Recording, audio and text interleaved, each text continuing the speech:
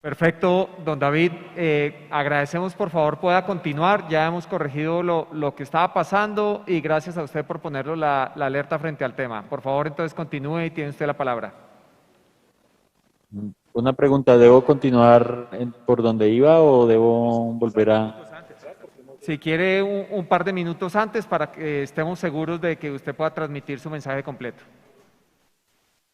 Bien, gracias. Bueno, retomo diciendo que el objetivo de esta presentación es alertar a la comunidad sobre las falencias del estudio de impacto ambiental elaborado por la empresa Maurel & Prom, así como los hierros de la ANLA al momento de hacer la evaluación de dicho estudio, aspectos que acarrearían graves impactos ambientales y sociales, una decisión negativa con relación a la licencia ambiental solicitada por parte de la ANLA. Entonces mencionábamos que el primer argumento que tenemos es que el proyecto de exploración de hidrocarburos solo fue socializado con el 0.17% de la población del área de influencia. Esto porque, según la propia información de la empresa, en la línea base de la demográfica del estudio de impacto ambiental, en el año 2019 había alrededor de 2.397 habitantes solo en el área de influencia, así que, teniendo en cuenta que la máxima asistencia a los dos momentos de socialización, sumando los tres momentos, fue de alrededor de 431 personas. Este cálculo suponiendo que en todos los momentos asistieron personas distintas, lo cual es improbable, pero entonces, suponiendo eso, esas 431 personas en relación con las 2.397 habitantes del área de influencia, se concluye que la socialización apenas fue del 0,17% de la población. Y esto se debe principalmente, y para nadie es un secreto, al rechazo generalizado que las comunidades de la región tienen frente al proyecto petrolero, los que nos remite a la pregunta de si estos proyectos deben imponerse a pesar de la voluntad de las comunidades que habitan estos territorios. Siguiente, por favor. Entonces, aquí encontramos las tablas de asistencia, en primer lugar, de las autoridades locales, y llama la atención dos aspectos. Lo primero es que hay una tendencia a la disminución de los participantes. Aquí vemos arriba la convocatoria del primer momento, en la mitad del segundo momento y abajo el tercer momento. Y vemos cómo se pasó de 92 asistentes en el primer momento a apenas una tercera parte de esto, es decir, 33 asistentes en el tercer momento. Una de las reuniones de Tasco, además, debo mencionar que no se desarrolló porque se intentó realizar en el marco de una reunión de gestión de riesgo municipal, lo cual se impidió de manera justificada por la comunidad y demuestra además malas prácticas en el ejercicio participativo. Siguiente. Esta misma tendencia de disminución se observa en las reuniones de socialización con la comunidad. No obstante, aquí el segundo aspecto a resaltar es que en las reuniones con asteriscos, que aparecen los asistentes con un asterisco, lo tienen porque indican que la reunión no se pudo hacer porque no hubo asistencia o porque los participantes no consintieron firmar las listas de asistencia. Eso es lo que dice ahí en los pie de páginas, ¿no? O que la comunidad impidió la realización de la reunión. Y aún así, de manera pues abiertamente contradictoria, se les puso un valor de medición de asistencia, ¿sí? Cuando el número debería ser cero, es decir, ¿cómo se va a medir la asistencia si la gente no firmó las listas o incluso si la comunidad impidió la realización de la reunión, pues en una clara demostración de oposición al ejercicio que se estaba dando, pero aún así se les puso un valor de medición de asistencia. Entonces, así vemos que a pesar de esta irregularidad o de esta inconsistencia, la participación también se fue reduciendo en un primer momento de 165 personas para terminar en el tercer momento en 124 personas. Esta ausencia de participación impacta directamente en la elaboración de la línea base social del proyecto, es decir, la participación no es una arandela, no es solo para socializar, sino que con base en eso se hace la línea base social del proyecto y evidencia deficiencias en el aporte de información primaria por parte de la comunidad lo que incumple lo ordenado por la Corte Constitucional en la sentencia T361 del año 2017 sobre una participación amplia que incluya, abro comillas, a todos los afectados con la decisión administrativa, ya sea por impactos en los ecosistemas o en las condiciones de vida, lo que nos daría ya un indicio de nulidad frente a la posible acto administrativo si es que se otorga la licencia ambiental. Siguiente. Aún así, en el recurso de reposición que presentó la empresa contra el auto de la ANLA, que en su momento archivó el trámite, Maurel Prom afirmó lo siguiente: no existe en el expediente evidencia alguna de oposición al proyecto o de rechazo de cara a los impactos identificados por parte de terceros intervinientes, autoridades regionales o la comunidad del área de influencia. El proyecto es de interés de la comunidad del área de influencia, quienes detentan una larga tradición en el sector extractivo y frente al cual, durante las jornadas de evaluación de coexistencia de los proyectos, evidenciaron la oportunidad de continuar con el desarrollo de las actividades tradicionales y la perforación exploratoria, como se evidencia en las actas presentadas en el anexo del capítulo 12. Estas afirmaciones de la empresa pues le generan a uno inquietud frente a su objetividad y la seriedad con que la empresa misma está asumiendo este ejercicio, cuando pues la realidad es totalmente opuesta a lo que aquí están afirmando. Y con esto también quiero mencionar que una cosa es el respeto que merecen este tipo de espacio y que merecen las autoridades, y otra cosa es el derecho que tenemos nosotros y que tiene la comunidad a decir las cosas directamente y a llamar las cosas por su nombre. Siguiente.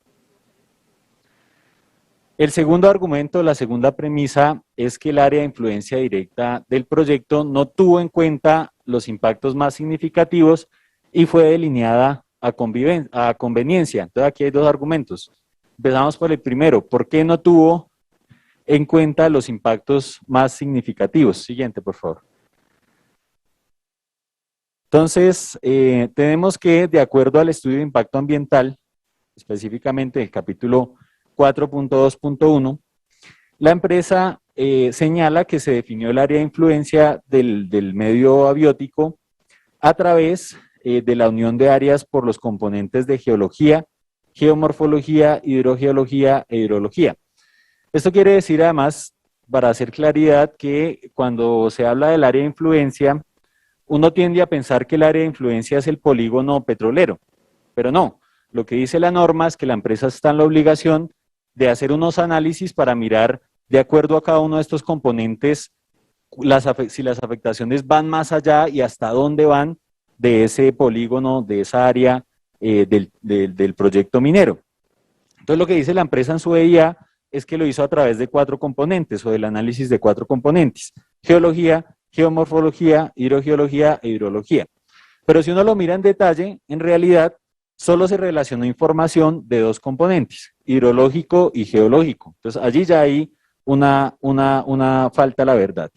Y en relación con estos 2 componentes, al hacer la evaluación de las áreas de influencia definitivas, estas no se incluyeron en la GBD del proyecto, razón por la cual no tenemos forma de evaluar la veracidad de los criterios y análisis empleados para la delimitación de las mismas, de estos 2 componentes hidrológicos y geológicos.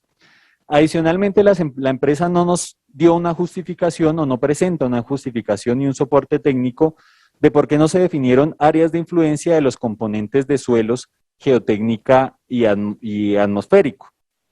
Y aquí voy a hablar entonces de la gráfica que ustedes están viendo, en donde nos presenta la evaluación ambiental que hizo la propia empresa de los impactos más significativos del proyecto, que aquí aparecen como críticos o severos, es decir, los clasificados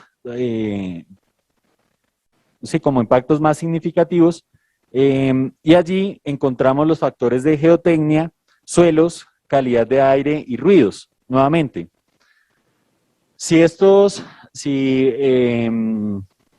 dentro de la evaluación hubo impactos sobre, por ejemplo, la calidad de aire y el ruido, que son significativos, que están calificados ahí como severos, ¿por qué no se tuvieron en cuenta para definir el área de influencia? Es decir, hasta dónde podían esos impactos en el aire y en el ruido llegar a afectar a poblaciones o ecosistemas del territorio.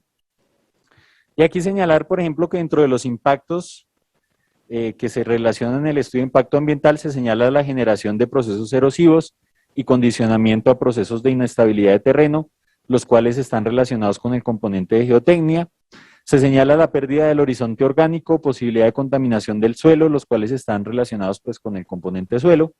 Y se señala aporte de gases de combustión, aporte de material particulado, incremento de niveles de presión sonora, los cuales están relacionados con el componente atmosférico de calidad de aire y ruido. Entonces, esto significa que el estudio de impacto ambiental estuvo mal hecho porque en la definición del área de influencia se debió incorporar como unidades menores las unidades de suelos y la modelación de calidad de aire y de ruido para el escenario con proyecto. Esta situación además tiene como consecuencia un escenario de incertidumbre para cada componente. En materia de suelos, por ejemplo, que viene un poco ligado a lo que se venía hablando en la presentación anterior, no se hizo un análisis de los suelos con funciones minero-extractivas y las características geológico-mineras que puedan ser objeto de aprovechamiento de minerales, lo que podría desencadenar en conflictos de uso del suelo o por sobreutilización del mismo. Frente al tema atmosférico, no va a ser posible establecer un control de emisiones atmosféricas, dado que no se realizó un análisis con los proyectos superpuestos, y en cuanto al componente hidrológico, el uso del agua y usuarios actuales, no va a ser posible establecer los conflictos de uso por este recurso, dado que no hay claridad de la cantidad de usuarios de la superposición de proyectos y menos de la cantidad de agua autorizada en las diferentes actividades. Siguiente. Entonces, esos son los argumentos por los cuales señalamos que no se tuvo en cuenta los impactos más significativos. Ahora, ¿por qué decimos que se realizó a conveniencia? Para nosotros uno de los aspectos que más preocupación genera es la proximidad del proyecto petrolero al complejo de páramos de Pisba, Totavi, Jagual, Mamapacha y Guantíbala, Rusia. La definición del área de influencia para los medios biótico, abiótico y socioeconómico, de manera conveniente, como lo vamos a ver, excluyó los límites de este sistema de páramo, procurando que los límites oriental y noroccidental del área de influencia se redujeran lo más posible. Veamos entonces, siguiente diapositiva, por favor. Entonces, aquí vemos la variación entre lo que se identificó de manera preliminar a la izquierda y la versión final del área de influencia desde el punto de vista primero geológico. Y aquí vemos pues cómo esta fue acotada y reducida justamente en los sectores oriental y noroccidental, en donde se encuentran estas áreas protegidas o estas zonas sensiblemente ambientales sensibles. Siguiente diapositiva. Aquí lo vemos nuevamente desde el punto de vista hidrogeológico, donde se identifican y definen las microcuencas de las quebradas dentro del área de perforación exploratoria, pero de manera sorprendente, y es una de las cosas que nos parece más grave, la empresa recorta las microcuencas de las quebradas Canelas y Teneria y la del río Chicamocha en dos sectores, sur y norte, y descarta la cuenca de la quebrada Guasa-Llano Grande, a pesar de su cercanía al proyecto y de haberla caracterizado en la línea base.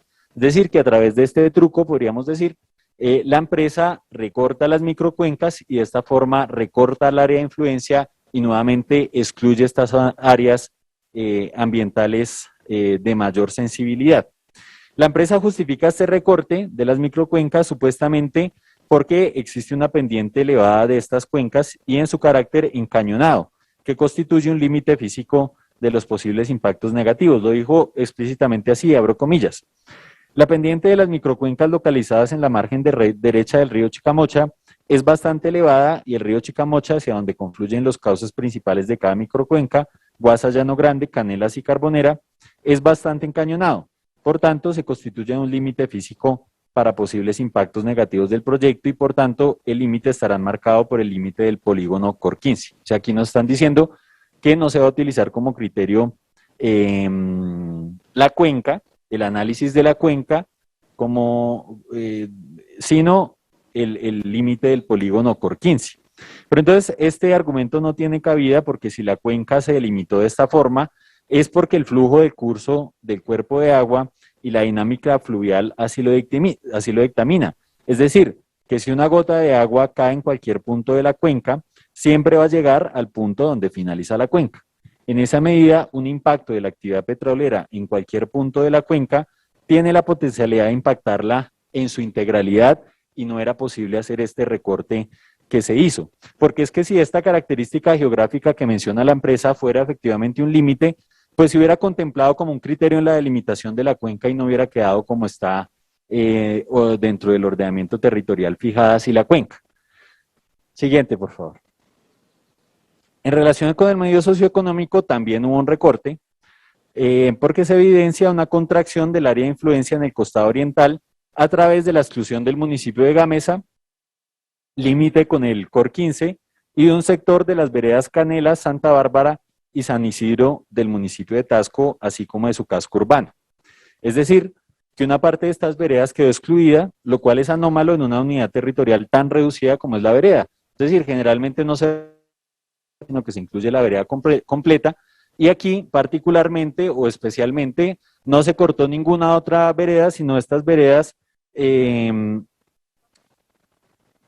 permiten excluir el páramo de Pisba del área de influencia y además permiten excluir a Tasco o sectores de la comunidad de Tasco, que además es uno de los municipios donde existe un mayor rechazo por parte de la comunidad al proyecto petrolero. Entonces, pues a nosotros también nos parece una cuestión bastante anómala.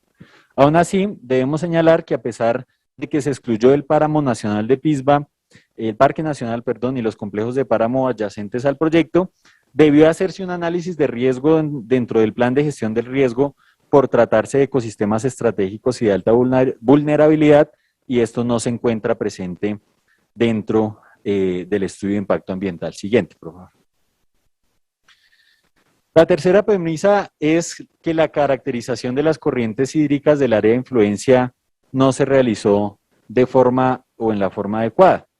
En los términos de referencia que son aplicables al estudio de impacto ambiental expedidos por el Ministerio de Ambiente mediante resolución 421 de 2014, se ordena que las corrientes hídricas susceptibles de intervención por vertimientos sean caracterizadas físico-química y bacteriológicamente, considerando al menos dos periodos climáticos, época seca y época de lluvia, y en el EIA se analizaron 22 puntos de monitoreo de calidad de agua, pero en un solo periodo climático que fue la primera temporada de lluvias. Lo mismo en lo concerniente con los monitoreos hidrobiológicos, ahí también se mencionan que hay 23 puntos, pero solo se realizaron en un solo periodo y además la figura de ubicación de los puntos de monitoreo hidrobiológicos no permite visualizar estos dónde quedan. Además de esto, en los 22 puntos de muestreo que mencioné de calidad de agua, solo se relacionan en las tablas, específicamente en la tabla 528, que es donde están estos puntos de muestreo, solo se relacionan 15 muestreos, entonces pues queda la duda de dónde están los otros 7 muestreos. Siguiente, por favor.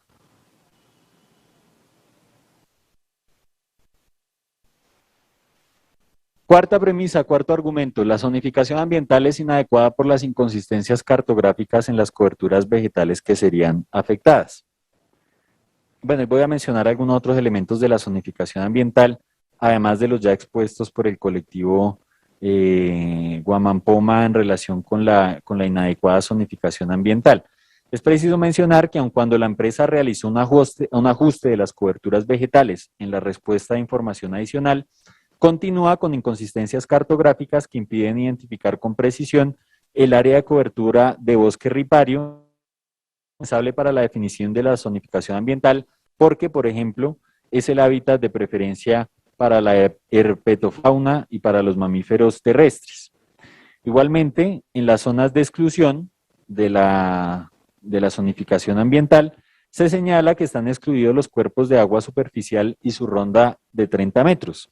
Sin embargo, en este mismo capítulo se nombran que estos cuerpos de agua superficial son también áreas de intervención con restricciones. Entonces, pues allí hay una contradicción que genera preocupación. Son zonas de sensibilidad muy alta que no deberían intervenirse, como tampoco deberían intervenirse las zonas de acuíferos como se mencionó en la presentación anterior.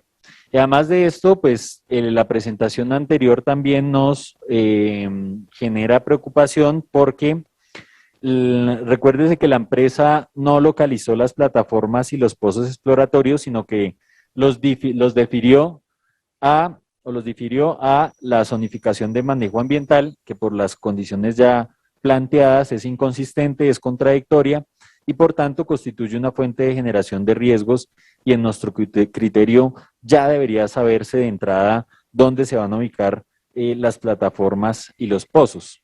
Siguiente. Por último, señalamos que la ANLA no tuvo en cuenta en la evaluación del estudio de impacto ambiental algunas de las observaciones de Corpo Boyacá que se encuentran en la siguiente diapositiva.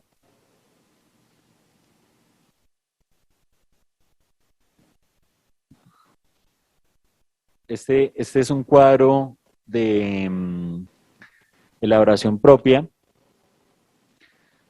en donde se enmarcan los incumplimientos encontrados por Corpo Boyacá en concepto técnico, y allí pues se enlistan todas las cuestiones que no fueron tenidas en cuenta por parte de la ANLA en esa evaluación. Entonces tenemos elementos relativos a la concesión de aguas subterráneas, a la ocupación de cauce y en tercer lugar al estudio de impacto ambiental. Allí se señala que la información del plan de manejo ambiental es genérica, general, pues no hace referencia con especificidad a las condiciones del medio donde se pretende desarrollar el proyecto, es decir, a las condiciones del territorio del COR 15, de lo usualmente empleado en otros campos y como tal menciona el bloque sabanero en el numeral 11.1, es decir, pues evidencia un copy y pegue. Se observa que la idea carece de información específica referente a la disposición de lodos de perforación y conformación de taludes, únicamente se encuentra una referencia mínima en la tabla COR 15 a 13 en cuanto a manejo de residuos de perforación en el AP COR 15 lodos base agua, lo cual no detalla los procesos en el manejo y disposición final de los mismos, únicamente se limita a mencionar el cumplimiento del decreto 4741 de 2005 y de la norma Luisiana 29B. En la zona hay presencia de bloques desprendidos de arenisca en la formación Picacho, de los cuales presenta impregnaciones de hidrocarburo residual, teniendo en cuenta lo anterior y debido a su cercanía con cuerpos de agua aledaños, se debe presentar un análisis físico-químico de las fuentes hídricas que rodean dichos bloques, con el fin de establecer las condiciones actuales del medio. Entonces, pues, estos fueron elementos que al momento de la evaluación la ANLA no tuvo en cuenta y por tanto pues también vician el mismo ejercicio que se realizó. Entonces, en estos términos queda planteada nuestra intervención, reiterando pues, la solicitud a la dirección de la ANLA en términos de que no se acceda al otorgamiento de esta licencia ambiental. Muchas gracias.